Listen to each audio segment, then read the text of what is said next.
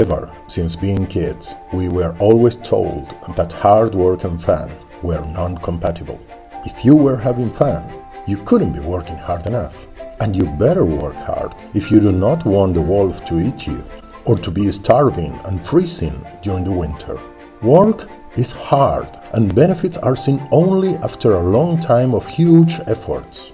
This has been wired into our brains already since we were kids. It was also consistent with a religious message where a paradise was promised after a whole life of sacrifices. But wait a second, why are we talking about religion in a video about work? Because, as it was said before, our way of working has an impact that goes far beyond the work itself. Our first working system of hunting and gathering has many similarities with the lost paradise of some religions. Later on, the first agricultural revolution has a lot to do with eating bread by the sweat of your brow, and this remained during mass production. But now, it is different, and we're in the dawn of a new era. Building things at the speed of thought, the sky is the limit, and many more potentials that used to be seen even as utopic are becoming now a reality. It makes sense then that our expectations are also different. This is why I do not agree with Simon Sinek when he says, they've just graduated school, they're in their entry-level job, and I sit down with them and I go, how's it going? They go, I think I'm gonna quit. I'm like, why? They're like, I'm not making an impact. I'm like, you've been here 8 months. You know? It's as if they're standing at the foot of a mountain and they have this abstract concept called impact that they want to have in the world, which is the summit. What they don't see is the mountain.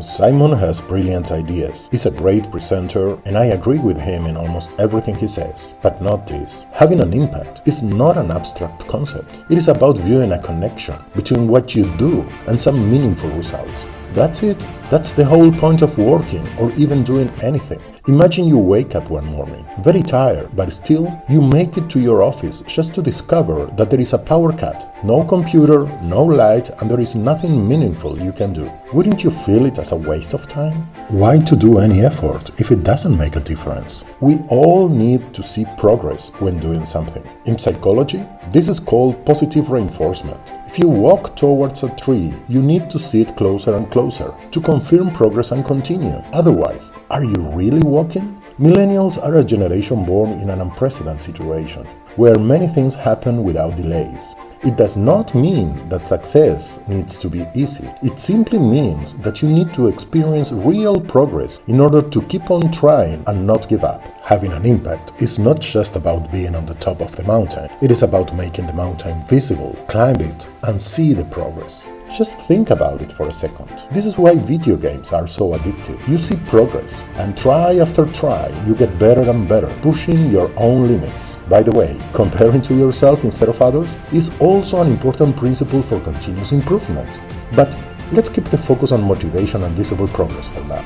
Because, among others, this is one thing that I would add to the 3 elements that Daniel Pink mentions. And if we really want to get out of this economic mess, and if we really want high performance on those definitional tasks of the 21st century, the solution is not to do more of the wrong things, to entice people with a sweeter carrot or threaten them with a sharper stick. We need a whole new approach. The good news about all this is that the scientists who've been studying motivation have given us this new approach. It's an approach built much more around intrinsic motivation, around the desire to do things because they matter, because we like it, because they're interesting, because they're part of something important. And to my mind, that new operating system for our businesses revolves around 3 elements: autonomy, mastery, and purpose. So, in addition to autonomy, mastery, and purpose, we could also add visible progress, or, to say it in millennials' words, having an impact. This having an impact, or visibility in the progress, is achieved in Lean, thanks to a concept that we will mention again and again: transparency. On the other hand, working incrementally in short cycles helps not only to make progress visible, but also it allows us to validate the results. So we can be sure then that this progress is actually solid. And by viewing the impact of what we are doing, we get more and more motivated, running into a virtuous cycle. Victor Brett calls it immediate connection. Putting 16 little pink blossoms on every branch And I can turn that down for less blossom or turn it up for more. But look at what I'm doing here. I'm just kind of moving that number up and down around 20 or so. And it has this really interesting shimmering effect. It kind of looks like the wind is blowing through the tree.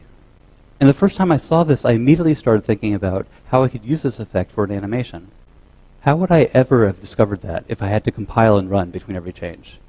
So much of creation is discovery, and you can't discover anything if you can't see what you're doing. Just to give a concrete example on transparency, a customer was already using Scrum and trying to work agile, but a project originally estimated in 7 months was, after half of the time gone, less than 20% done. Among many other issues, an important one was the lack of alignment. Some people were worrying about widgets' positioning in the UI or the project schedule. Others were struggling with the UI frameworks. Another technically brilliant colleague changed the application server twice, and so on. All in all, different priorities, different foci, and different ideas on what to do next. Technically, staff, instead of being an enabler for business, was more a kind of impediment, and a lot of IT for IT was being done. Sounds familiar? Among other things, like a reorganization to implement a DevOps culture, an important point that was done to favor transparency was the construction of a state transition diagram.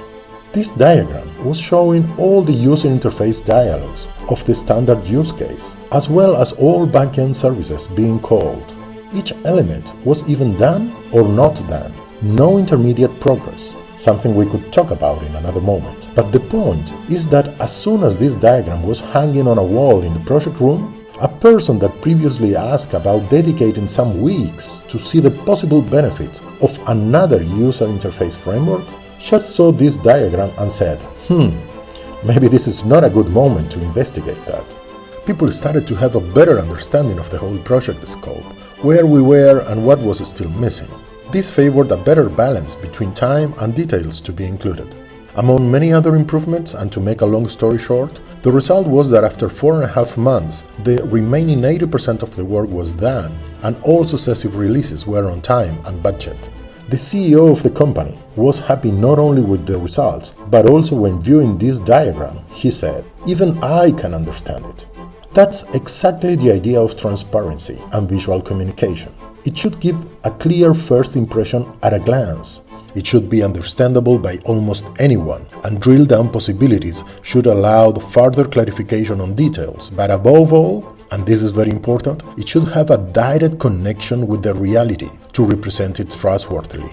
Transparency raises what in some contexts is called situational awareness. No progress report, no Gantt, no overwhelming data hiding the reality. Making sure that the path is clearly visible to everyone is crucial if you want the teams to go through it. The same visualization was showing the status to all team members and management. One single source of truth. Remember, no excess, just lean, one quick look, and the whole situation should be clear. Transparency has a huge impact, beyond anything you can imagine. It really feels as if before that, people have been working in the darkness. But this is just about transparency and visualizing progress. Let's quickly have a look at the other points we were mentioning regarding motivation.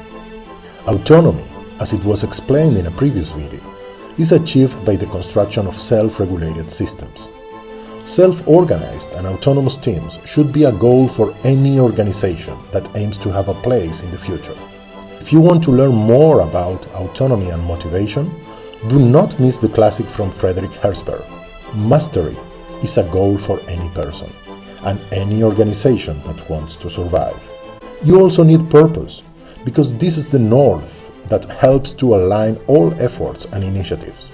And as important as all the rest, making everything a consistent and solid block, you need to feel that you are part of it. Former President Bill Clinton may have done many things that could have been done better, or not done at all, but he expressed what it means to take part in the pursuit of a major purpose very well during the funeral of Helmut Kohl in Strasbourg. All of us who came. Why? Because Helmut Kohl gave us the chance to be involved in something bigger than ourselves, bigger than our terms of office, bigger than our fleeting careers. Because all of us, sooner or later, will be in a coffin like that. And the only gift we can leave behind is a better future for our children and the freedom to make their own choices, including their own mistakes. It shouldn't be surprising then, the different motivation that is often observed between senior management and lower levels in a hierarchical organization. Top managers are by nature generalists who see a purpose in almost everything they do. They feel part of that. More operational workers instead have historically been constrained to a very narrow focus, losing the perspective and overall view of their impact in the results. What sense can you find in tightening screws? This is why for many decades, and still now, there are so many workshops and discussions about leadership and motivation. The point we are trying to make here, though, is that the solution is not about a pep talk or demanding more engagement out of nothing. Because the point is not about finding meaning in a meaningless work. The point is about making each job really meaningful. One thing I heard from Tom Poppendick that I am still struggling to be aware of and apply every time is that expecting people to change in order to improve a system is pointless. Our job is to improve the system, the setup, and create the conditions for each individual to be better. This is the beauty of Lean, because Lean is about building this nice alignment between individuals, teams, and organizations, using transparency, value creation, and respect for each single person. So, hopefully it is now clear that motivation is not just something you can use to manipulate people, but in a healthy environment, it is a natural consequence of having the right elements in place. To sum up, and within the right context, make sure that autonomy is possible, mastery promoted, and purpose is clear. Make progress visible, and each member should choose the team and work where it is possible to feel that one is part of it. But do not get confused, this is not an exhaustive list. For example, did you ever notice that once you are really close to the goal, it is like new strengths are coming up from somewhere? The closer and more clear a goal is, the higher the motivation. There are then also other aspects that influence motivation, and the deeper you go into each of them, the closer they are related with each other. To have a closer goal, for instance, a time-boxed approach is very useful, and this helps also to reduce risk, to take a break, to reflect, and adapt. By doing this, you reduce not only risk, but also work in progress, which is waste, you validate learning, and much more. Of course, motivation is also closely related to leadership, but this is for the next video, because motivation is important, leadership is important, but all these aspects together form a system that we call Lean, and it is more than a set of practices, principles, or values. Remember, the only reason why we worked for 2.5 million years in an artisanal way, depriving ourselves of the benefits of mass production, was our ignorance. We didn't know how much more could be achieved by the division of labor, specialization, and so on. It was counterintuitive at that time. Similarly, by learning how to collaborate in a superior mode like Lean, we will build a future with less waste, less contamination, less conflicts, and less ignorance. We can live a life full of purpose and less stress. Yes, work and fun can be compatible. Happier people are more productive. Even in the times of old traditional fairy tales, it was already clear that viewing the value of your work was a motivational factor. Have a look at the clothes. It doesn't mean that they immediately spend it, but the value is visible. They do have a purpose. We already know that the best way to predict the future is to build it. And being fully aware or not, this is what we always did. Becoming conscious of our potential, loving, learning, and continuously imagining and making improvements that have an impact is one way to make it better for all of us. Thank you for watching. Have a nice day.